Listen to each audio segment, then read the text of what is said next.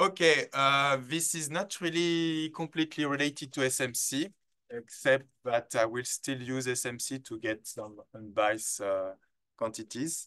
But it's kind of related to some of the talks you've seen this week on multi-level Monte Carlo by Daniel and Alex, who might not be around anymore.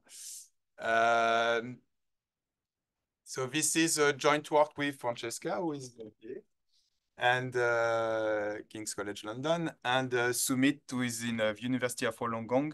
Before I forget, Sumit is looking for a postdoc. He has a position. If you're interested, let him know or let me know. He had a candidate, but this candidate vanished essentially, so it's a bit, it's a bit urgent, but you could start as soon as October. Yeah, the conditions are good. He sent me this advert. I forgot to include it, but there was a nice picture of the beach anyway. So it looks a very nice place, and it's great to work with Sumit. I mean, it's not the first paper I do with him. I hope it's not the last. He's a great guy. So if you're interested, let him know. Anyway, so with Francesca and Sumit, what we were looking at, the following problem. You have a function f. You have a stream of variables xi that have expectation m. And what you want to estimate is f of m. Of course, if f is linear, then the problem is trivial, but we want to look at problems where f is nonlinear, okay? So how can I turn a stream of random variables with expectation m into some estimator of f of m? And what we're going to do, so there are different approaches, but our approach is based on a Taylor expansion. So here I'm Taylor expanding f around some x0, okay? So it just becomes an infinite sum. I'm rearranging things a little bit, so I've divided by x0 power k. So here you have some coefficient that depend on the function on x0, but it does not depend on m, okay? So it's just some fixed quantity when x0 is fixed, and your unknown m is here. All right, so why is this expansion useful? Well, it turns out that it's quite easy to estimate unbiasedly this guy, okay? Just, it's a standard trick. We're not the first one to do that. If you take this product, right, we replace m by xi, and since the xi are independent, it's easy to see that the expectation of this is just this, okay? So each term can be estimated unbiasedly, but you still have an infinite sum, okay? Like, again, in multi-level Monte Carlo, it's like an infinite number of levels. So how do you deal with that? What you're going to do is to introduce some random truncation. And this ID is also known as a sum estimator ID that goes back at least to McLeish in 2011. There's this paper by Glynn and Reary and Glynn, etc. So here on the left, you can see that my estimator can indeed be computed because it's a sum up to capital R. Capital R is a random variable that takes values in the set of integers. Okay. I can also write it in this way. It's an infinite sum, but I put the indicator function. And with this form, with this expression, you can see why it's still unbiased, because the expectation of this is going to be this probability. So you add a new level of randomness, but if you take the expectation of just this part, you're back to this. And this URK is again this unbiased estimate of this, okay? So indeed, the expectation of f hat is going to be the same as this, which is f of m. But no, it's a practical estimator because it involves a finite number of terms, okay? So again, this is just the sum estimator ID, and it's a bit like in multi-level Monte Carlo where you will stop at level R if you want. This kind of ID. Right, so what we were trying to do, what was our motivation? There are situations where you have a model and you cannot compute the likelihood, but you can get a bias estimate of it. But the likelihood is not very nice quantity. You prefer to take the log, maybe it's gradient, to do maximum likelihood estimation. So what about doing precisely that?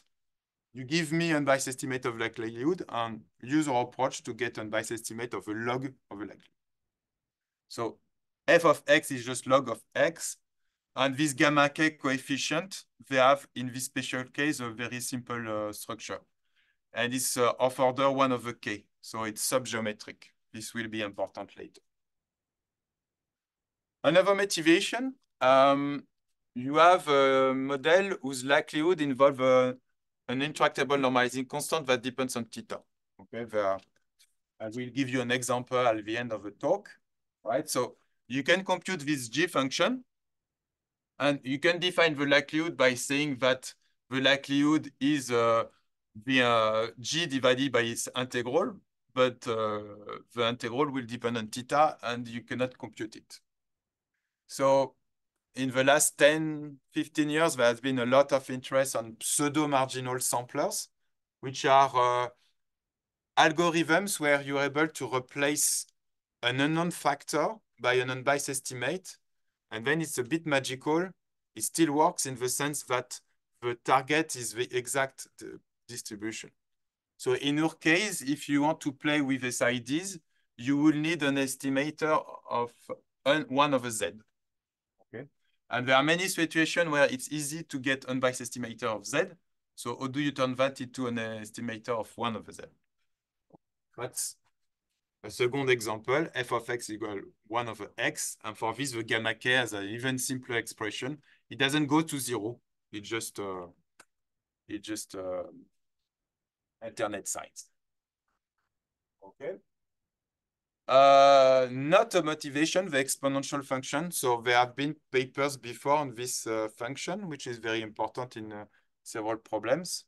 But you can see when you do a Taylor expansion of exponential, this kind of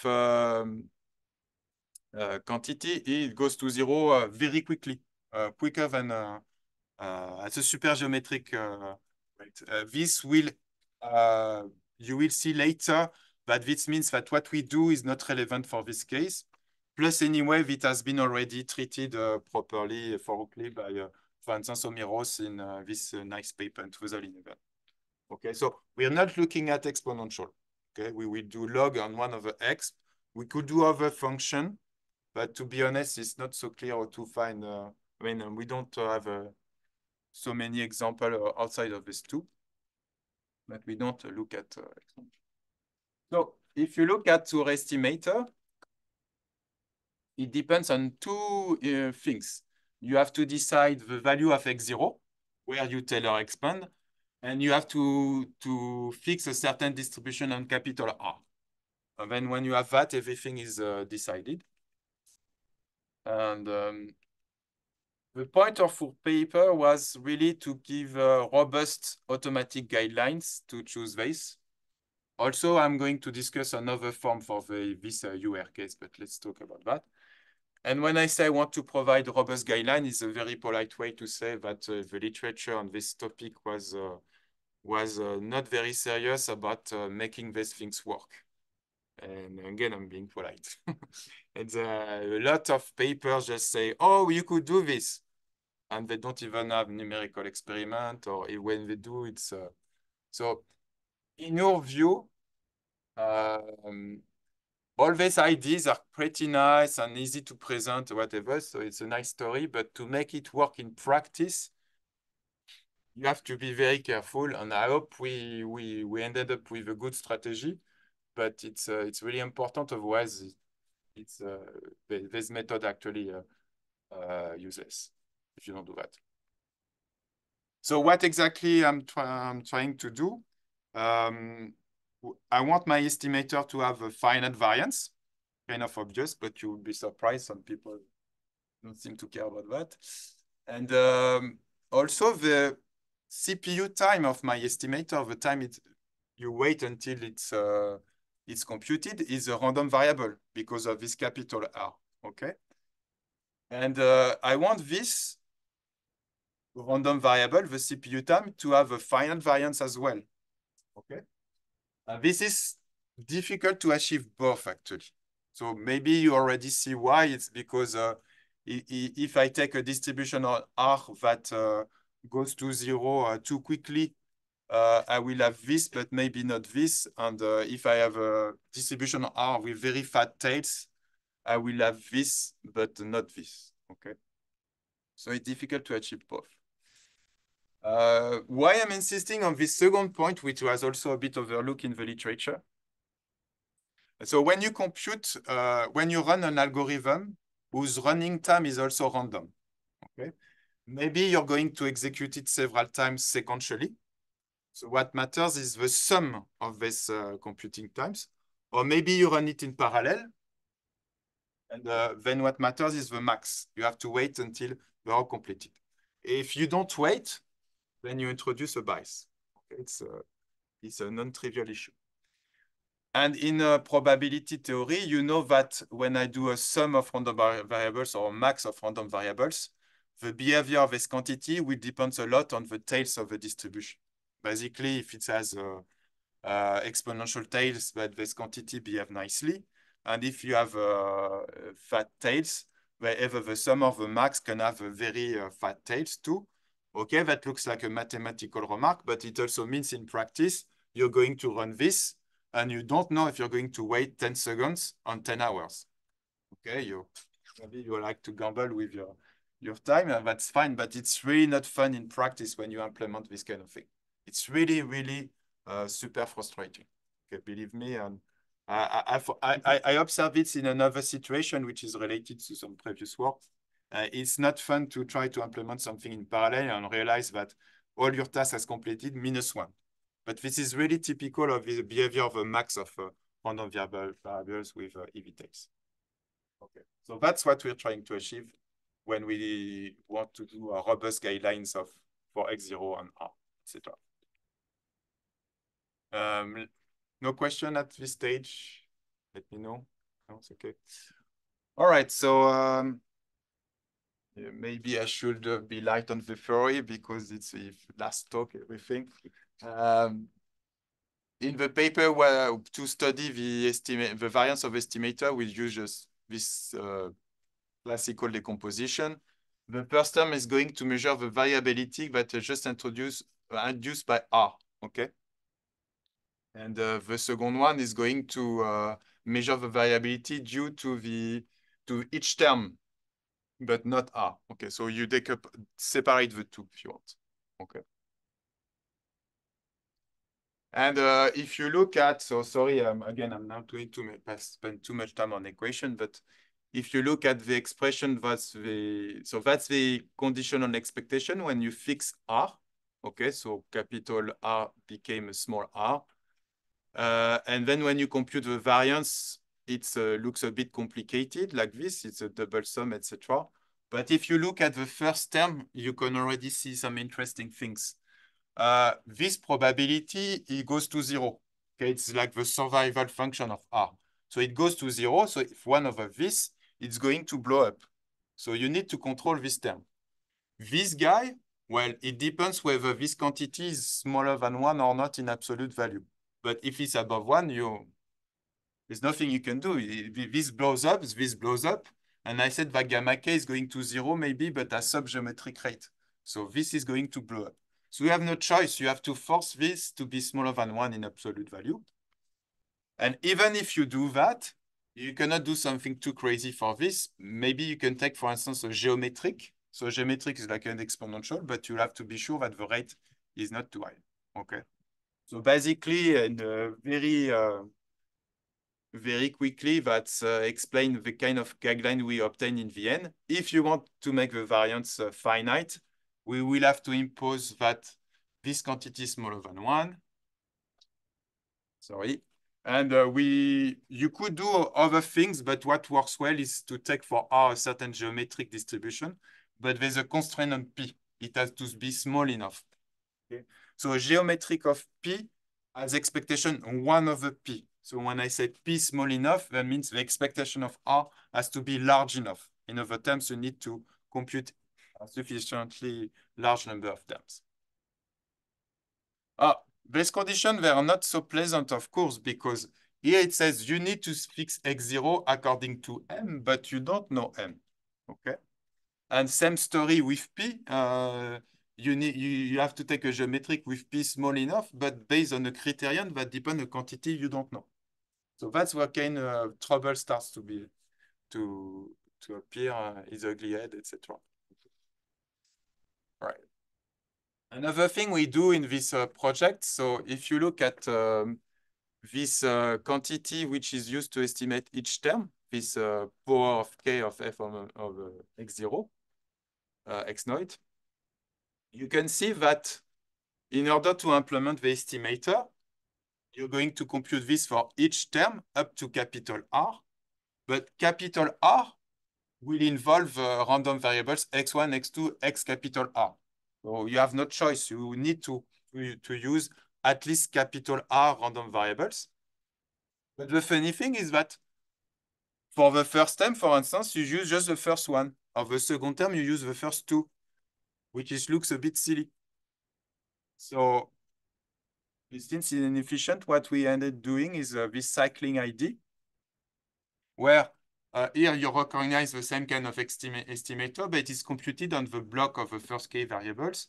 Here it's the block from 2 to k plus 1, and you just it's just like a window of shape of size key that you translate like this, and then you average of all these possibilities. This looks a bit involved, but if you take k to be 1, the first term is just the average. So I'm just saying it's silly to take x1. Let's take the average of all the random variables. You had to generate them anyway, so let's use all of them. Okay. Of course, the price to pay, that was much harder to study. So introduce some non-trivial dependencies between the terms. So you have to look at the paper at the results. But what we managed to prove is that so for this second term that measure the variability that is not due to R, but is due to this URK, we are able to show that it's of order P log of 1 over P, when again you assume a geometric P for capital R. So the pretty good news is that this goes to, as P goes to 0, this quantity goes to 0. In other terms, if I'm ready to spend more and more time to give more and more CPU budget, I can have a variance that goes to 0. Okay. And plus, again, remember that the expectation of R is 1 over P. So this is a bit like saying, oh, I have an estimate whose variance is of order 1 over P times, sorry, it's like saying that the variance is of order 1 over expectation of R, which is the standard Monte Carlo rate, right? If I'm ready to spend, to wait or to spend like exponential R samples on average, then I should have an error or a variance of order 1 over expectation of R. I'm omitting a log factor, okay? You allow me. And this result gives a justification for using this cycling estimator, okay? For the simple estimator, we don't have that. This quantity actually goes to a finite non-zero limit. So the more you spend, you can wait more and more and more, but you cannot decrease the variance anymore. Right. So I already said what this on the slide, sorry. So up to log factor, we get the standard Monte Carlo rate, the variance is of order almost 1 over exponential of R. Okay. And we don't have that with a simple estimator. So that's a good rationale for using a cycling. Okay, so again, this tuning is super important, but it's not super exciting maybe, but you have to do it. Again, remember that you need to ensure that m over x0 minus 1 is smaller than 1. So there's no, in my opinion, and I'm sure Schmidt and Francesca agree, the only way to go here, except maybe in very special case, since you don't know M, is to do a pilot run. So all these methods that people present on random sense, etc., I think it's also the case. It's to make it work, it's based on quantities you don't know, so you need pilot runs. So it means there's no free lunch. You will never be able to make this work without spending at least a little to generate several samples, maybe 10, maybe 20, maybe 100. This is not unavoidable. So we do a pilot run. We use Bootstrap method to construct a confidence interval to make sure we have a confidence interval for valid x0, and we use that to make sure that this condition is true with very high probability. Okay. So again, have a look at the paper to have the full details. There's nothing terribly difficult in it, but it's critical to make this work. The tuning of P, I think, is not something we have such a great solution for, but it's not a big problem either because the nice thing about the cycling estimator is that the work normalized variance depends weakly on P. By work normalized variance, I mean variance times CPU. So typically when you multiply, so if you divide P by 10, it's like multiplying the expectation of R by 10. You typically divide the variance by almost 10. So it will be 10 times more expensive, but you get 10 times less variance. So you could instead decide to compute 10 times the same estimator on average, and it would be the same. So it does not matter too much, except you have to take P small enough. So we have some recipe to make that. Okay. On time, yes? Yeah. Oh, that's super. I don't know. I gave this talk for 1 hour in Venice. And anyway, okay. You were saying that the work normalized cost of your estimator just is is linear, right? It's not exactly a flat function, but it's indeed increase slowly when we increase expectation of R, right? But it's like we have plots in the paper that shows that. The first argument you were making was like you have to consider the max of the right. It's the variance. So when you increase the P by 10, you essentially increase your cost by 100, right? The variance is gonna hit you, right? It's too, yeah, okay. When we look at the work normalized variance, maybe it makes more sense in a sequential scenario. Yes. But what I'm saying here is that the tuning of P is a bit less critical than the tuning of X0. And we fix it to some value in some experiments. It works fine. Okay, so experiments. What do we have in mind again? For the log, imagine a model with latent variable z. So the likelihood is going to be this integral. Okay, so that's a prior on z, but the likelihood of the data given the latent on theta. It's quite easy to get an unbiased estimate of this doing important sampling or SMC, but I will go back to that later. So here, imagine you fix theta. You sample a Z from Q, some proposal that might also depend on theta. And you compute this importance weight, okay, which is this times this evaluated at Z equals Zi. So obviously the expectation of this is going to be the likelihood. So, but in our setting, it is this xi that we use as inputs.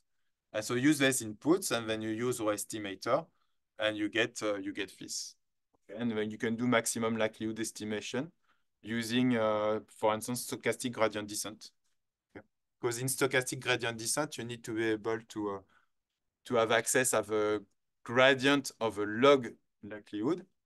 So I did not really explain how we get the gradient, but it's the same kind of stories. Essentially, you can think of taking our estimator and differentiate it. Okay, so for the other guys, I have a competition. So there's Sumo. So Sumo it was a paper in a machine learning conference where they said what you could do. So again, using important sampling, here, given a certain K, here you have an estimate of a likelihood. I take the log. That's it. This is biased. But then I can write the log likelihood have this infinite series, expectation of L1 time, expectation of L1 plus expectation of L2 minus L2, L1 plus expectation of L3 minus L2, etc. So these delta K's are there differences between LK plus 1 and LK. And if you take the expectation and you go to the limit, you get the true value. Okay. So they start from this and they use the same kind of. It's not they don't do some estimator. They do single term. Or they do both. I forgot. Single term, I think, for some. They do single term. Just one little problem. Their estimate have an infinite variance, but yeah, right. Okay, and these guys, Shi and Cornish from 2021. They do this clever modification of SUMO, which is makes the variance finite.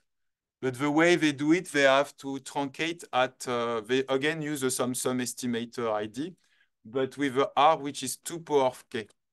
And if you see that, you can see what will be the problem. Because if you take some standard distribution like a geometric for K, then R will have very fat tails, essentially. Okay. Or in a more practical terms, there's a large probability that instead of 2 power 10, you take 2 power 12 or 2 power 15. So the CPU cost is going to vary widely, actually. Okay. So the random CPU time may have infinite variance. For instance, in their toy example, it's the case, right? And even if it has finite variance, if you try to make it work, it will always have EV tails because of this. Okay. There's no escaping fast. So, or in other words, whatever, I mean, any distribution you will take for K that makes the method work will be such that R will have EV tails. Some numerical experiment. So that's taken from a very basic toy example, but again, it's based on latent variable, etc. You want to be at the center of the cross. Why? Because the x-axis is the number of, what is it again? I forgot. Blah, blah, blah, blah. It's the number of xi? Forgot. It's the number of xi. And the y-axis is the true value. So if you're in the middle of the cross, it means you have a true, if you have exact value. And for the expected CPU budget, you fix in advance. So you can see the yellow and green, yellow and blue are quite close to the center of the cross. And our estimators, they were based on cycling of the simpler one. So in this case, they perform quite similarly. And this is the method of Shi and Cornish, which is, well, the behavior is really crazy. Here you see it's super biased, actually. It's very far from the truth. And you can see so this red square, the variability is it's usually one of them, which is this way. So again, it's this makes the plot a bit difficult to read, but the reason why the red square are all over the place is because, again, the variance of the CPU time along this axis is infinite. Okay. And so this is for, here we fix the expectation of R to a fixed value, which here is small. So here you see that the method simply looks completely biased, actually. I guess, yeah. And if you increase the CPU budget, it gets a bit closer, but it's still practically biased. I think the argument that the expectation is correct is still holds, but I guess you have a very, very, very small probability it goes above, something like that. All right, so the bottom line is that even for the history example taken from their paper, it seems that our method works much better. Since I have time in the paper, we also consider a more challenging problem, which comes from this paper by Stéphanie Alassonnière and Younes in 2012. They have this ICA model. So imagine Y is an image, for instance, and you want to decompose your image as a sum of independent components, which are like basic images, and you have some noise. So the ZJ for each image are different and they are latent. Okay, and the AJ are um, uh, like standard images again, like template images if you want. So your parameter is going to be quite large because so sigma, of course, is a scalar, but A is the matrix where the rows are ij is going to be of the order of a few hundreds or even thousands. We have this, and you want to estimate theta again using, for instance, stochastic gradient descent. Okay, so you give me a theta. For this theta, I try to obtain an unbiased estimate of the gradient using our approach. Also, if you have a lot of data points, you can select randomly only one. So you have an extra level of randomness. And using this kind of approach, you want to obtain the maximum likelihood estimate of theta. Yeah, so that's what I said. Sorry. Okay, and what is nice about this kind of example, it really shows the need for automation, if you think about it. Okay, because I'm going to run an algorithm in a challenging problem. Each time, at each iteration, I don't know which data point I'm going to select. So each data point is a different problem, essentially, right? It's a different quantity. So you will need a different X0, a different P, etc. So you need some way to select them automatically. Okay. And this is the kind of result we obtain. So here, imagine that you think your image is maybe a mixture of these two. So that's the two images. By the way, this is the result we obtained by the method of Alassonnière and Younes, which is based on a stochastic approximation EM. And it doesn't work so well because you see it kind of mixed the two images, so that's not very good. And this is what we obtain. And again, in this time, both the simple cycling estimator perform quite well. But it's because we could take expectation of R not too large. That's a point. And since I have still a few more minutes. Yes. Yes.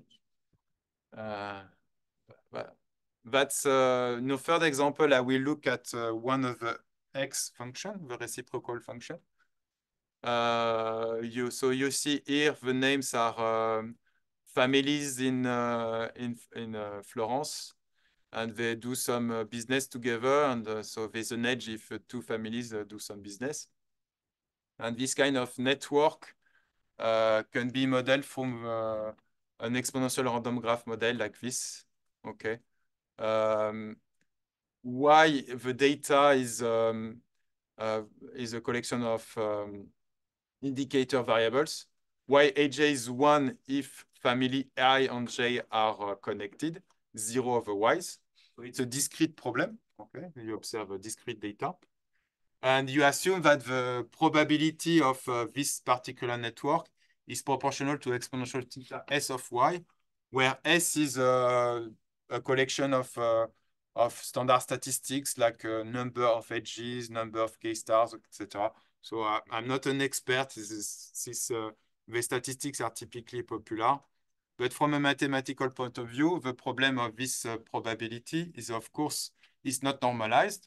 So you can divide by a z theta, which is just the sum for a given theta of all the possible networks. But of course, the number of networks is super large. Okay, it's not even 2 power k, it's 2 power k choose 2. Okay, because this is the number of possible networks. Right, so you'll never be able to compute exactly z of theta. You need to do something. So if we forget about the problem that we cannot compute z theta, a simple approach would be to do important sampling on theta, which is relevant because typically for this problem, the dimension of theta is like 2, 3.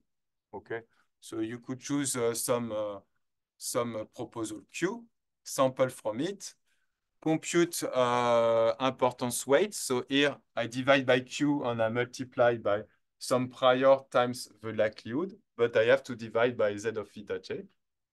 Okay. And that cannot work directly, but maybe if I replace this by unbiased estimate, I get something like a pseudo-marginal approach. Just a point in Python, when we say pseudo-marginal, most people think about MCMC, and of course, pseudo-marginal MCMC is very useful, very exciting, but you can also do something like a pseudo-marginal importance sampling, and it's even simpler actually, and you have the same property that if you replace this by unbiased estimate, then your importance sampling estimator you compute in the end will be valid, in the sense that when the number of theta j goes to infinity, it will converge to the right posterior distribution, so for the moments of a posterior expectation, or posterior distribution. Okay, so it's the same ideas, only it's even simpler. Okay, so we could do that, but we need an unbiased estimate of 1 over z. So what we did was to run tampering SMC. So you see in the end, it's SMC algorithm. So we do tampering SMC for fixed theta to estimate z of theta. So the tampering interpolates between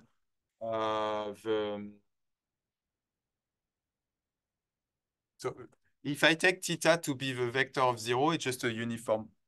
Okay. So I sample from this uniform first, and then I do tampering between that and this distribution for a fixed theta. Okay, that runs is reasonably fast. You need some MCMC kernel, so blah blah blah to make it work, but it works reasonably well. And we plug that inside this, and this is it. And it worked quite well.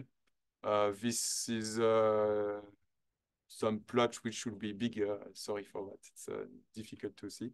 That's just an approximation of a bivariate posterior for theta based on 1,000 samples. And in this case, you can see cycling really helps you because this is the, for a given theta,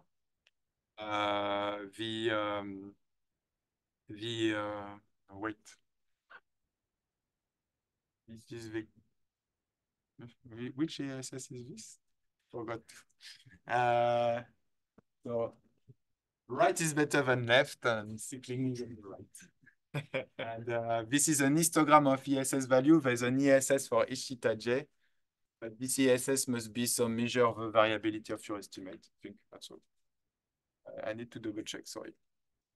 Anyway, so let's conclude.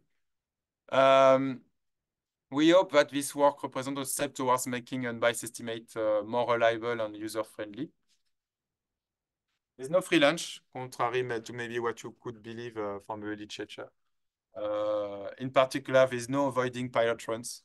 So what I mean by that is there's no hope to make this work without generating maybe tens or maybe hundreds of XIs, right? There's no method that you can make it work completely automatically in any setting if you're not ready to pay some entry price, so to speak. Okay. Also, garbage in, garbage out. If you give me a problem where, for instance, you do important sampling in large dimension and the inputs have a variance like 10 power 6, well, good luck. And I mean, if you have a very high variance in the input, the output will also have a very high variance. Okay. There's no escaping that, but it's your fault. You have to find better inputs, right? I mean, this paper is not trying to fix that. It's not possible to fix that at this stage. No, I want to be clear about that because again, some of the machine learning papers, they give the impression that it all works, blah, blah, blah. But if you don't fix this issue, then nothing can work. And this is the paper, which is an archive, and I even managed to generate a QR code. Thank you.